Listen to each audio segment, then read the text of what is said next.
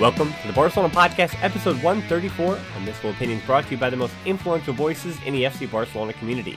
I'm Dan Hilton, and I am joined by one of our first guests on the show.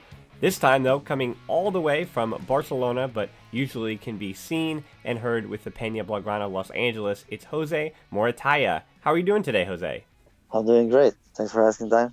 Appreciate it to be on the show one more time. Well, I am quite jealous because, again, you're currently in Barcelona, and I'm a little more spoiled than you. Again, going from New York to Barcelona is a much shorter flight than Los Angeles to Barcelona with a layover in between. What took you across to, I guess we'll call it the motherland?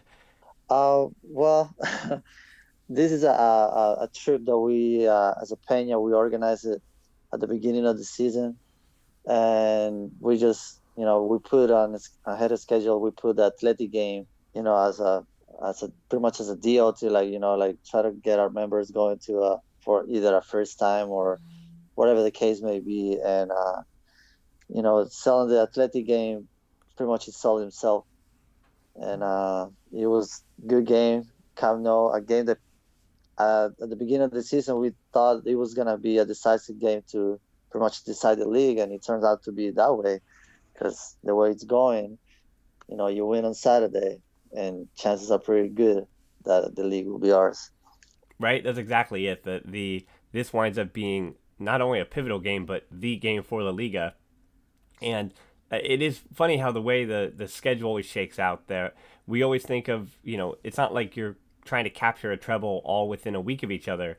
But, I mean, we're at the beginning of April, and the way that Barcelona has played La Liga, a win here and it's all over, as you'd think. It would be all over without a cataclysmic collapse. But then the Copa del Rey comes down to just one game, and then Champions League still has so much work to do because of it's just a schedule. You can't get Champions League done sooner. It's just the way the schedule works. So it was a great match for all of you to pick. And for as scared as people and negative as people always are on FC Barcelona Twitter, and Atletico Madrid is coming off a good win in La Liga, Atletico Madrid have not covered themselves in glory much this year. They've been having a pretty difficult spring, may have you. So that Ernesto Valverde is going to go with his main 11, the guys that he wants to see there. And while Dembele is the only one out injured, I expect to see a pretty good match for you guys.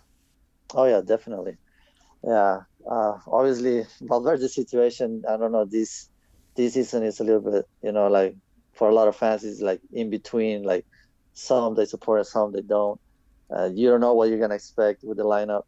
I think towards the end of the season now you really can see what Valverde is gonna put in, but at the same time, it's been hard especially after Tuesday match when you went up 2-0 and for some reason they relaxed. It seems a little bit off, but hopefully it seems like when the team needed to play good, they responded. They shown that this season, and I think they know pretty much this is a final on Saturday, and they will play hard. Well, as we get into this show, we've got a listener question about Ernesto Valverde, but that is our fifth of 5 questions because today is going to be a little different for you normal listeners of the Barcelona podcast. Today we are doing I guess you'd call it a La Ronda special in a format that is becoming quite popular in the podcasting world across a lot of different ones that I listen to. And yes, I actually listen to a ton of podcasts as well, just again, trying to figure out what's best for our show and what works for other shows. And so today we've got a 5 listener question special coming your way, and all of these of course come from our closed Facebook group at tbpod.link/group. And there are a few questions that we did have to drop this week that some are related to Manchester United, and no worries with the Wednesday matchup against Man U next week. We are going to have plenty of content coming out from both the podcast, also on the YouTube channel. So never fear, there's a lot of Man United on the way. So those questions were dropped, and so we've got just these 5 listener questions. Kicking us off is our first one from Umtiti, who asks, would you swap Philippe Coutinho for Paulo Dybala of Juventus? And I guess, Jose, there's 2 ways to look at this. First, I want to hear your knee-jerk reaction, and then let's break down some of the numbers. But first, let's start with your knee-jerk reaction. Coutinho for Dybala, would you just swap that straight up? No. For Dybala, I would just keep Coutinho as it is right now. You got a player, you got on Coutinho that has been on in our Liga for about a year. You're gonna bring another player that he's not adapted to La Liga, and for how he's been playing, whenever he plays with Argentina with Messi, it doesn't seem like to click. And at least Coutinho, you got those sparks when sometimes they click with Suarez and Messi. So I think for me, as of now, first reaction would be no. I'll keep Coutinho for that trade. I will keep him. Yeah, I don't know what you think. yeah, I think this. We'll start with the Messi point. It's a multifaceted answer when even regard to Messi, where not only does Dybala normally set up on the right wing, so now that we have Cristiano Ronaldo set up on the left wing at Juventus, that he not only stays on the right wing and then cuts in very Coutinho-esque, if you will. He is a little more of a playmaker, though Coutinho, if Messi is not in the lineup, does kind of become or take more of a facilitating playmaking role on. And Dybala then would really have no position, and that goes back to every time with Argentina, or in particular the World Cup, when Argentina are screaming out for a playmaker. They need somebody to figure things out, and because in the preparation of the World Cup, and it was Lanzini for West Ham who, in the build-up to the World Cup, seemed to be the playmaker that Argentina were going to be starting in the center of the pitch. But then all of a sudden, he gets injured, goes down for the World Cup, and instead of moving Dybala into that position where he is more of an attacking midfielder than he is up top in a forward three or a forward two, it's Javier Mascherano in the midfield, and where he probably would have been anyway, but instead you have Mascherano starting and playing basically the full 90 in every single match, and Dybala just sits on the bench because there was really no spot spatially for him. Instead, it's Pavon on one side, or Mesa, who has proven not to be this extraordinary talent either. They opt to go with him instead. And while this is more of an indictment of Argentina than it is of Dybala's individual talent, you even look at the stats for these two this year. Coutinho, 43 matches, 10 goals, 5 assists. Now, Dybala, who's been a little more injured than Coutinho, but if we remember, Coutinho missed about a month too with injury, 35 matches, 9 goals, so 1 goal less, 6 assists, 1 assist more. So for all the criticism of Coutinho, for all the naysayers saying that he has not produced at all this year at Barcelona, Juventus almost have a similar situation on their hands with Dybala, with almost identical, just swapping out a goal for an assist from Dybala this season for Juventus. And I think, again, that goes back to the answer here, that playing at Barcelona takes time to assimilate and is not easy. And sometimes it takes those more mercurial attacking talents like Coutinho, like Dembele, a lot longer to get accustomed to Barcelona than it does even, I guess, what we used to see from Lenglet, where he just slots right in and everything works out fine. Or Arthur, Or Arthur, perfect. Perfect, yep. Yeah. There's some players that they just get that, how do you say it, they just fit right in, right? They don't need that much to adapt. And there are other players that it's gonna take some time. It takes, like you said, like you mentioned, Dembele, it took some time for it. He didn't. I remember the first year, a lot of, people were criticizing him, and now it's pretty much shutting a lot of mouths because he's been stepping on. We miss him as a matter of fact. We've been missing him in these couple games, and with Coutinho, it's a role that I think he hasn't been able to fit his play his right position, like wherever he feels more comfortable, and like I said, it's different. I'm playing in Barcelona, so much talent. You got Messi, you got Suarez, so much midfield with Rakitic, with Busquets, that it's hard to find your spot between all that. Yeah, for sure.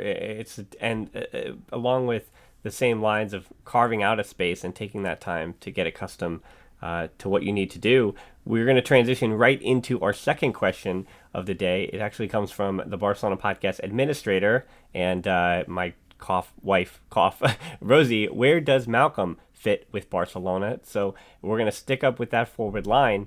And I know that Malcom has been impressive of late, but Jose, going back to how he arrived at the club, how do you think Malcom has found his way at the Camp Nou? And do you find that it's just going to be a young player who, if given more time, will get more accustomed to the city? Or do you think that his ceiling is too low, where it almost reminds you of Deulofeu, where how good was Deulofeu going to be? He was never clearly going to be a starter, so just forget about it. But it seems like Malcom is happy with a substitute role, happy with a bench role, and where do you see his future at the Camp Nou?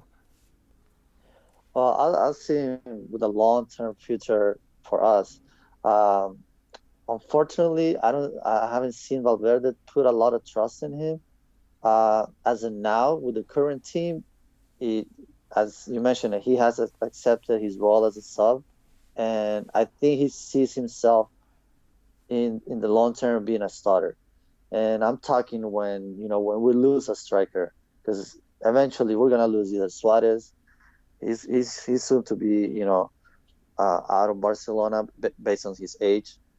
Messi, like it or not, he's gonna come a day that he's not gonna be there no more, or he's just gonna be playing less time, and that's when you know, Malcom type of players, they're gonna be ready for it. And his attitude is being always 100%, and that's something that me as a fan, I appreciate that, because he's not demanding minutes, he's not there doing faces when he doesn't play.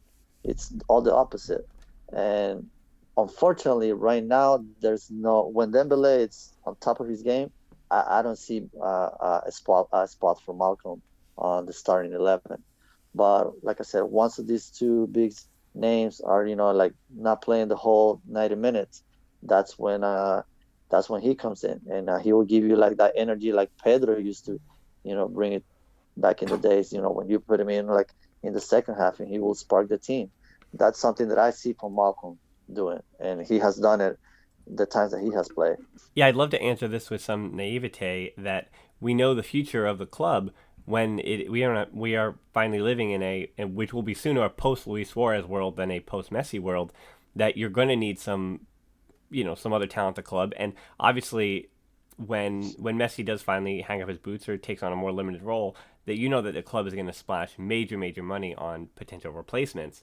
But that said, I think, again, answering with some naivete and some tongue-in-cheek, until proven otherwise, until we know who those guys might be, to try to, obviously it's impossible, but to try to replace those attacking talents in Suarez and Messi, you have to think that either the answer already has to be at the club, and obviously Dembele will take a much larger role, but the answer already has to be at the club, or the answer is in La Masia.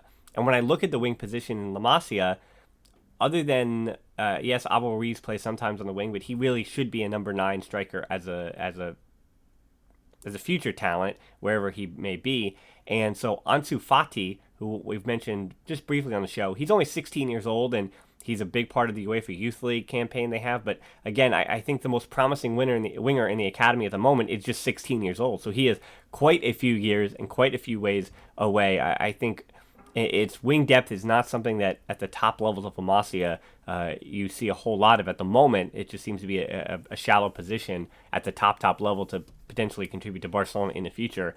And Malcom this year still has played, for all the things of him being frozen out. He still played in 17 matches this year, 7 of those coming since the new year, and so obviously doing them at 10 before the new year. And 7 appearances, yes, it's sparingly, but it's not like he's been completely shut down by Valverde. Just in the last week, he had a goal, an assist against Villarreal, and an assist against Espanyol. And I don't think it's a Malcom issue per se, even. I think it's that Messi plays on the right, and Malcom, who has played 6 games at left wing and 11 games at right wing, it's on the right wing that he's most comfortable, and it's on that right wing that he scored his 4 goals and collected his 2 assists. If Messi isn't being rotated, then Malcom is in direct competition with Dembele and Coutinho, and he's clearly third on that depth chart. So, again, this is no fault of Malcom's, and I think he is earning time and earning minutes, but we're just getting to that point in the season when it's time to win trophies. And I think it's not in spite of his... I don't think we're going to derail his career by having him sit for Lionel Messi. Does that make sense? And when Dembele's back and healthy, you go with Dembele, Suarez, and Messi in basically every match for the rest of the year. We've got 2 months to win potentially 3 trophies, so that's just going to it's going to be the way it's going to be. And those 2 months are not, again, as you said, going to derail his career, because if he sticks around at Barcelona And if he sticks around longer than the likes of Suarez, Messi, and Ernesto Valverde, he's only 24, 23 in a few. I mean, we're talking 3 years down the road. He's still only 24, 25 years old and entering the prime of his career. So, again, I think I almost talked myself into being very hopeful about Malcom. Yeah, correct. Like, yeah, definitely. Because I mean, the way I said it is like he knows his role. He's adapting it to it, and that's something that he if he takes it like that, continue taking it like that, he's just gonna it's gonna get better, and then who knows, he might earn that spot for keep fighting. How about this? Question number 3 from Douglas. Would you sell Umtiti? And, oh boy, Jose. Again, I want to get your first impression of this one. I've been pretty quiet about where I stand on it, so I'd love to hear you. Oh, so that's it? Just what if we sell Umtiti? Well, it's not a yes or no question. I think Oh, okay. No, yeah. this is a please. This is a please explain your answer. So it's a would you sell Umtiti and why? This is an open ended. We're gonna grade on points. This isn't just multiple choice. There's no there's no yes or no. But no. I thought it was gonna be another longer question than just that. But yeah, no. Sell Umtiti after from what I saw from this season from him, like not accepting the medical recommendation of him, getting medical treatment for his knee, and then I would just say yes. I mean, my first reaction when I heard the question, it was like yes, just for the fact that, like it or not, we found a replacement. Lenglet has been solid. He's been there. Like if we haven't pretty much missed Umtiti at all through the whole season, and my yes answer is just pretty much based on Umtiti's attitude towards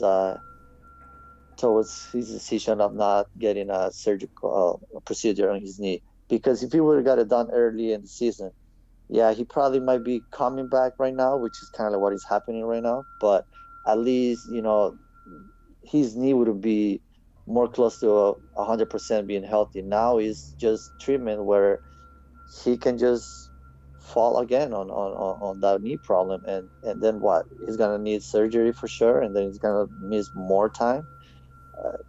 My decision is pretty much based on the attitude. Like that's something you as a professional.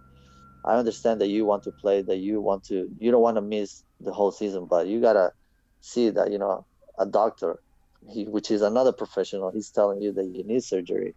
I think I'm gonna listen to the doctor, and then like if the club wants me, they're gonna wait for me. Like he's been proved last year that he's one of the best defenders in the world once he's fully healthy. Not being responsible in that aspect, to me, it's a no for me. It's kind of like disrespectful in my opinion.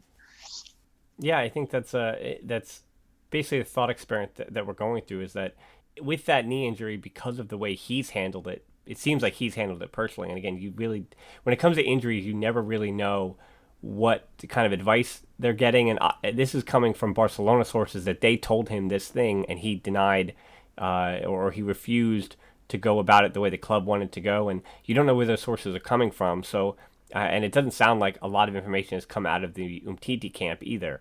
And he has played now 5 times since we got these worries about the knee injury. And when it comes to those center backs, he is 25 years old. So I think that's a big question that must be asked as well. Is he worth, and at the moment, until he goes down again, any club that purchases him knows that they're purchasing somebody who was a top maybe 3 defender in the world last year. I remember being on record many times on the show last year when we saw everything that he did, his closeout, his anticipation, his body, his strength, just crowding guys off the ball. He was unbelievable at times last season, and we know how good he can be. We know how good he was for France in the World Cup, and it is puzzling to me at the nadir of his career at the age of 25. So I'm gonna pop up his peak from usually a 27, 28, and I'm gonna move that forward just a bit, because I think again with knee injuries like that that's going to take a year, 2 or 3 off at the back end of his career. So let's move that up a little bit. And my worry then, still becomes that if this is a permanent thing, if this is forever going to be just knee injuries over and over again, then Barcelona have to sell now. And it's almost out of necessity that if they're going to bring in De Ligt, then you have to sell Umtiti because you're going to sell him for the most that he's ever going to be worth. It's just as a sheer business decision. That's how I see it. And, it's not a knee-jerk reaction to how he played against Villarreal because, again, he's coming back from a major knee injury that is still lingering. And just the way that they played with Alba and Roberto pushed up on the wings and Lenglet and Umtiti, both left-footed center backs who had never played together, if I'm not mistaken, had never been the partnership at the back in an important La Liga match like that they were completely, their spacing was off, their timing was off, they had never really worked together. And yeah, you'd expect that in training they would have figured those things out, but I would also assume that PK is usually at that right center back spot, even in training as well. And it seems like Barcelona have a buildup of left-footed center backs, but my thing says that if Barcelona are able to raise funds, and whether it's Coutinho who leaves, whether you think that they can raise enough through the sellings of Denis Suarez and Andre Gomes and whoever else will say, farther down the depth chart might be out the door. If you think you can get enough and keep Umtiti, I think you do that. I think you just trust that because of how good he's been in the past, if there's a belief that he can get back to 100%, I think you let bygones be bygones. And so at the moment, unless some information comes out or the club knows something and he knows something that we don't know about his knee and his future, I think I'm going to have to disagree and say no with this one, Jose. All right, sounds good. It's understandable. No, I do. You can't take away that last season, like when you said it, we saw everything out of him. We saw what he can do also in the World Cup. So, yeah, like I said, once he's in his top notch of his performance, he's one of the best defenders in the world. That's no discussion there. But like you said, yeah, if something else is going on in his knee, then yeah, that would be more like a business decision for Barcelona to do it, and it would be an easy one to do, of course, because you don't want to keep a player that might get injured, and then for what? So be sitting on the bench? Well, Not even on the bench, but yeah. Yep. Well, we've got a much easier question, number 4, from Rick, about another guy who we thought he had some injury issues, but it seems like he just has a lack of enthusiasm and is a disappointment in training. So, Jose, I'm assuming with where we stood on Umtiti, we're definitely going to, we're going to use that as Umtiti funds to purchase Kevin-Prince Boateng. Am I correct? Is that what we're going to do? As this question from Riss asks, should he play after we win the Liga, or just never have him play again? He'll definitely has to play one of the Liga games just to give some rest to Suarez. But I would say probably maybe the only game that he's probably going to play maybe Huesca in a couple of weeks, because definitely we're going to need to rest players there for our second leg of Champions after that. But I really don't understand who made that call to bring that player if he was not going to play. And then, like you said, I don't know if it's injured or not. There's some reports that he's been injured, there's some or none. I don't even know. If this was a Valverde decision, if this was, I don't know, just to find somebody because Munir left. In my opinion, I even told my Peña members over there, is if that was the case to bring Boateng for 1 million, I know we sold Munir for 1 million, but if he was to have somebody on the bench and probably injured, I'd rather just keep Munir. I know Munir wanted to play, but at least Munir or wanted to play and leave. But you bring a player that hasn't obviously just played La Liga, but hasn't played with the team, so they don't know. He doesn't know the team. At that point, I would have just kept Munir and said, Munir, you're staying with us until the end of the season, and then you can go. Because if we need you, you're going to play for us.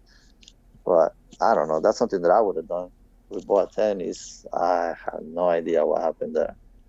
And Barcelona is a big team on kumbaya and unity in that locker room, and he has never proven to be a guy that is. He seems to be well liked as a good teammate, but it's not like he needs to add much to a fractured locker room. You know what I mean? It's not like he's the glue that's going to hold everything together.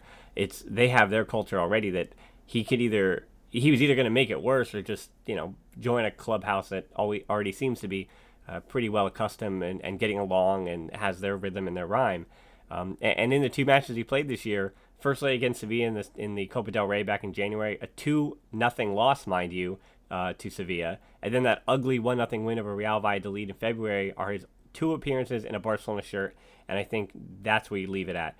And my other thing, too, is that I know Valverde has not even been putting the Barca B players on the bench, but at the moment, with under Francisco Pimiento, they're currently fighting to numerically stay alive for potential promotion to the Segunda Division.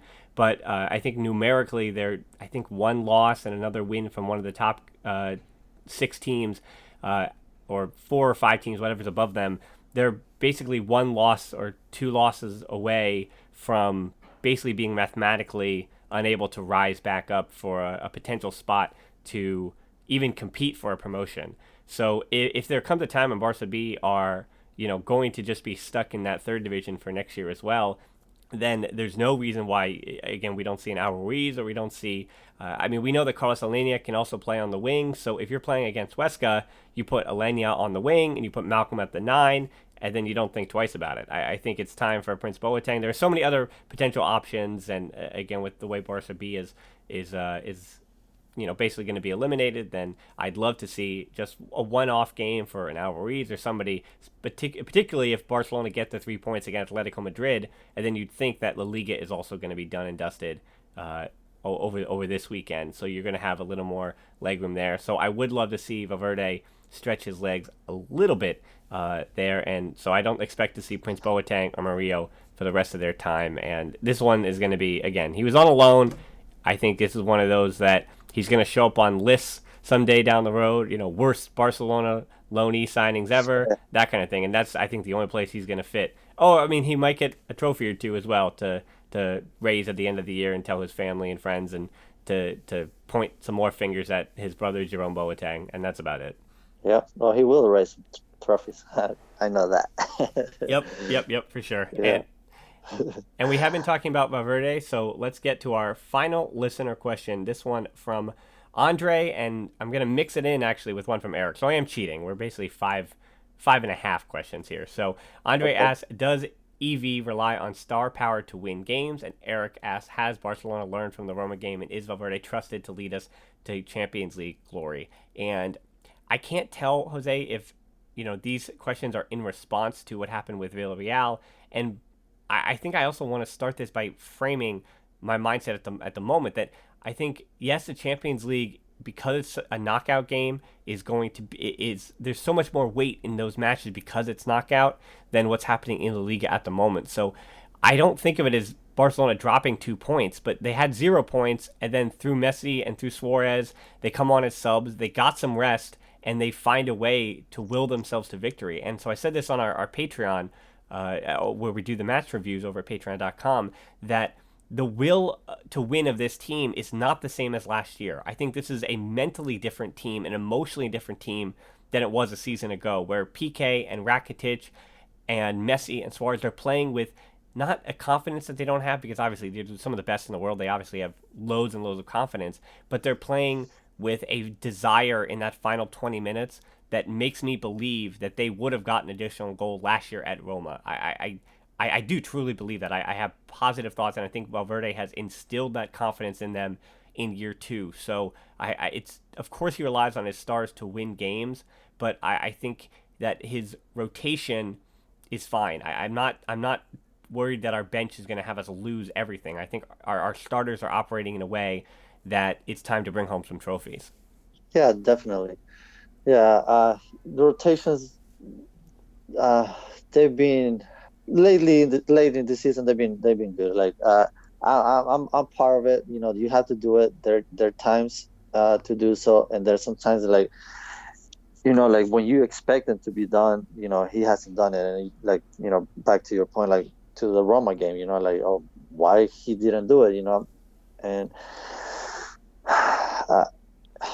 it's that's something that I kind of like criticize a little bit from Valverde, is that like you have to have a little bit more trust in in your bench. Is either from a B players, from the B team players, or just your bench. Like perfect example this season. Like I think if we would have played more Malcom this season, we probably would have on Malcom a more reliable player when we needed it to on games like when we couldn't score because the other team was parking the bus, or they just simply were playing a little bit better when we needed to sprint the field. And unfortunately, our starting 11 weren't doing it.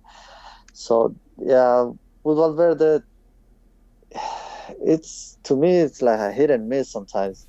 I got him like he would get it right sometimes, but then in another game he would like I don't know, like why would you do that move, or why would you wait so long? Eh, Sometimes we lost me. I think in this season was when I think we were down 2-1 in Valencia in the first leg of the season, and I think we were down 2-1. And I think after the game, they asked him, "Why did you wait to do changes until like close to the 90 minutes?" And he said that because he didn't think that we needed it. And I'm like, we were losing 2-1. I think we ended up tying the game, but it's like we we needed it.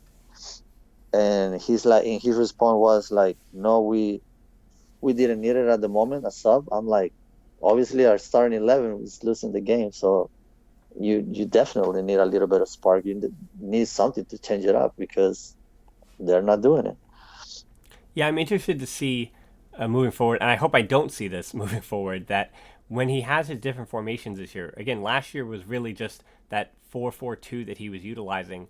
This year, because of we'll say, the reemergence of Ousmane Dembele, and hopefully, again, he comes back for Man U and he's clicking and 100% for Man U next Wednesday. But I think between the 4-3-3 and that 4-4-2, that he has different options so far this year. He has different things that he can do, and the addition of Artur and Arturo Vidal to that midfield, I think, has been such an important part of that rotation that we think of them all as starters in the back of our minds because of how many matches Vidal has started. But if you're playing a 4-3-3, then Busquets, Rakitic, Vidal, and Artur pick three of the four. So when the other one is starting in a 4-3-3, it's a rotation, but then we've also seen all four of them in a 4-4-2, and it's really dependent on his formation. So my question for him is going to be, when push comes to shove, God forbid you go down in a big Champions League tie or a big just one individual match, is he going to be brave enough to change things up when they have to be changed up, not just in personnel, but even maybe formation? If he gets it wrong, is he going to be able to admit and adapt throughout a match that it was wrong? Or is it just going to be a messy Suarez, please save us? Is that going to be the situation with Valverde? And, I think that leads you to a point where you have to, again, just not to put faith in Valverde throughout the rest of the season, but understand that he knows his personnel well, and he's going to utilize them in that way. Yeah, I think my first thought when you were commenting that, my first reaction was like, I think he will, just because, if I'm not mistaken, I think it was against Betis game that he played 4-4-2, and that actually benefit us because he stopped the Betis midfielders, and we did what we did last season. We were solid in the back. Yeah, like I said, I think based on that, I think he will. But then I'm having second thoughts on my thought, because he probably did that, yes, because he understood that what he did on the first game was bad against Betis, but also Dembele was injured. So technically, you're taking away that equation that like put in the 4-3-3 because Dembele was injured. So, again, I think he can do it. He can probably say, you know what, I'm gonna change the formation because it's the best for the game, for whatever specific game that is gonna be played. But at the same time, I don't know when if everybody's healthy. I don't know if he's gonna be able to like say, you know what, yeah, let's change it. Just because the fact that he understands that the 4-3-3, the top three are gonna be the ones that might be able to score. Uh, it's hard with Valverde. It's hard to read. It's hard to read Valverde. So he definitely, like I said, for me, it's like a hit and miss. Sometimes it's like I thought he was gonna miss, and he turned out to hit a home run with the lineup. And like sometimes it's like, oh, okay, he did the right lineup, and it turned out to be bad. But then is that fair to say that that's Valverde's fault? Like Right. when we think he put the right lineup and then they lose, it's like this perfect game. Like for example, Villarreal game. We went up 2-0, and if for example Coutinho would have scored that the ball that hit the post, it would be 3-0. I'm pretty sure the game would be almost over literally there, because I really don't think Villarreal would have come back from 0-3. Yeah. But because because they came back from the 0-2, and now there's some people saying that it's Valverde's fault, and like to me it was like not really, because we were winning 2-0, and that was not and that was Valverde's decision of doing those changes, and we were winning. So in this one, it was more of the players that they relaxed it, and they just couldn't like continue doing what they were doing when they were not 2-0. Yep. They Yeah. let the other team grow.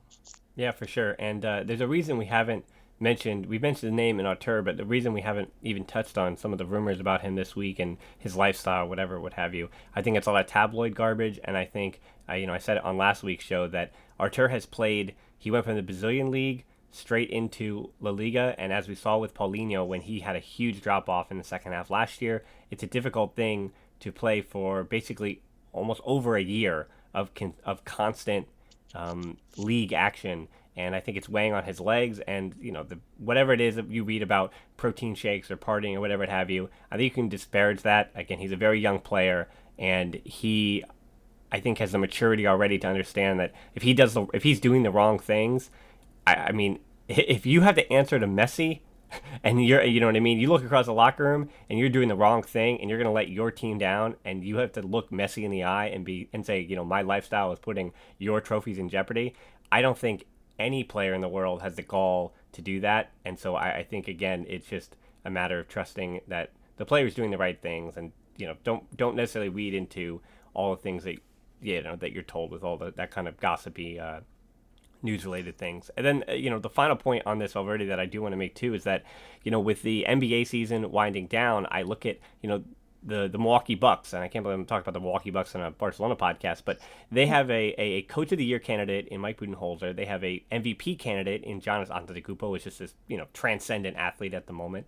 And then they also have, in their front office, who made some of these personnel decisions and all these things. And, does trying to give credit to each of those individuals take away something from all the rest is a question I think that they're asking in NBA voting circles, if you can vote for those awards. And I think the same can be said of Valverde, because Messi's always going to get the credit. He's always going to get the credit when Barcelona are doing well, and he's an important part of it, of what we've seen in 98% of the games over the last 10 years that Barcelona wins. Messi is playing a major hand in it. And for Valverde, how much credit are we going to give him if Barcelona wins? And it does seem like it comes off the back of Messi. But I mean, how can we ever know that it was something or a reason that Valverde, something he said or something that he instilled in the team, tactically even, that got them over that final hump? And I don't think we're ever going to know that. And I think it'll just be how many trophies does he win, and any appreciation for Valverde, any true appreciation, will come after he's gone. Yeah, definitely. It's gonna be hard, especially because like you said, there's tactically wise, there's I don't think we haven't figured it out.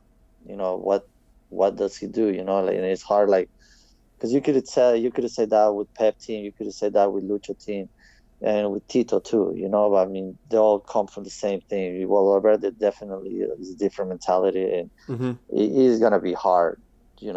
Everything's gonna be based on the trophies and everything, and it's gonna be a hard one to give him all the credit. I think everybody's probably going to prove the players did it. Obviously, Messi, which he has, saved us a lot of times this season. But I Yeah, mean, that's true. that's what you do when you're the best. Like you look at the best players in other sports. Like they have to come up when they have to come up, and they win the games for their teams.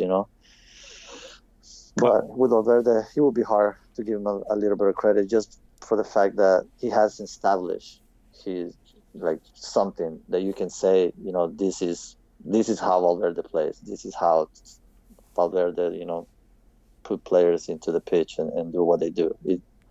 I don't think nobody has figured it out yet. Well, Jose, I have to give you a lot of credit because you could be eating paella right now in Barcelona, but instead you came on the Barcelona podcast to talk to me and go through our 5 listener questions today. So plenty of thanks to you, and I also want to ask, where can people find you? And I'd like you to give a little pitch for not only your Peña in Los Angeles, but all the Peñas. Oh, no problem. At any time, I appreciate you guys having us, like in your show. Anything, it's great to be in here, and no problem for me. I can take a little break from a little craziness outside. It's chilly outside, so it's cool. I'm a little bit warm over here. Oh, it's but Barcelona chilly. I don't want to hear it. Yeah, but for our listeners and whoever it's from a LA area or might want to visit LA, which we do get a lot of visits, and you can find us on social media at Peña Barça LA in all of our social media. And right now we're pretty much located in Pasadena, but a little bit of announcement. We're gonna be moving starting next season. We're gonna be moving in to Hollywood, and if you follow one of our social media, then you'll see the new address in there, and it's gonna be a better place. It's gonna be big. We're gonna be able to hold more people, more capacity. There's more TVs and projector screens for everybody. And like I said, Peña is getting bigger, so we need something bigger to accommodate everybody. Yeah, we've got some great Peñas in some of our great cities, at least here in the United States and abroad as well. On Instagram, you see all these different global Peñas, and it is quite a wonderful community to be a part of, and I'm glad that you are a part of this community on the Barcelona podcast today, you the listeners. So again, thanks for tuning in. You can tap in your app and check out the show notes to subscribe to the show. You can also find us on social media. We're on Twitter at the Barcelona Pod, or at HiltonD13 for me, and on Instagram at the Barcelona Pod. Our closed Facebook group is TBPod134/group, where we do deeper dives and discussions. And you can also get your listener questions for listener question specials like this on our normal edition of La Ronda. You can also help us on Patreon, as I mentioned in the show, to continue making these shows at tbpod.link/Patreon, where, again, we also do the match reviews. And we're also on YouTube now, so keep an eye out there. We've got some Man United content on the way and in the pipe. Now, that's the Barcelona Podcast on YouTube. Please subscribe and hit that button to get involved over there as well. So thanks again for listening to the Barcelona Podcast. Until next time, we'll talk to you soon. Forza Barca.